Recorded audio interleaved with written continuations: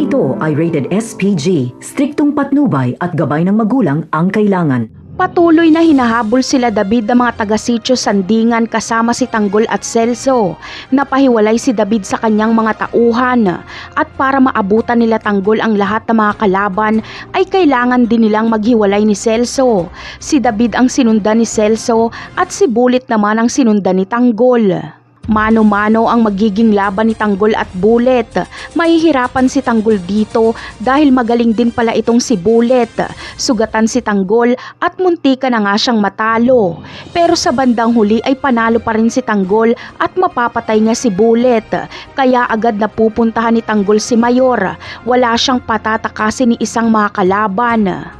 Samantala, kasalukuyan namang naglalaban si Celso at David. Mauubusan ang bala si Celso kaya itak na lang ang kanyang gagamitin.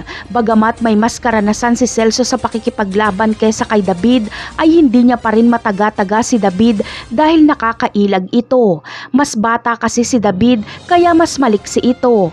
Hanggang sa madadampot ni David ang nabitawan niyang baril at babarilin niya si Celso. 3 bala agad ang tatama kay Celso na dahilan ng kanyang pagbagsak. Hindi pa makokontento si David kaya pagbababarilin niya pa si Celso habang nakahandusay na ito. Kaya walang pag-asang mabuhay si Celso. Naabutan naman ni Tanggol ang tagpong ito. Kitang-kita ni Tanggol kung paanong pinaulanan ng bala ni David si Celso. Kaya pinagbabaril din ni Tanggol si David at dito ay bumagsak si David. Ngunit ang tanong ng marami, mapapatay kaya ni Tanggol si David? Malamang ay hindi. Dahil naka-bulletproof si David. Malamang ay hindi nga siya makikilala ni Tanggol dahil paglapit ni Tanggol ay nakaalis na si David.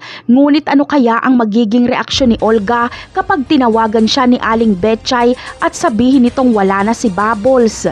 Yan ang aabangan natin sa mga susunod na episode. Paalam!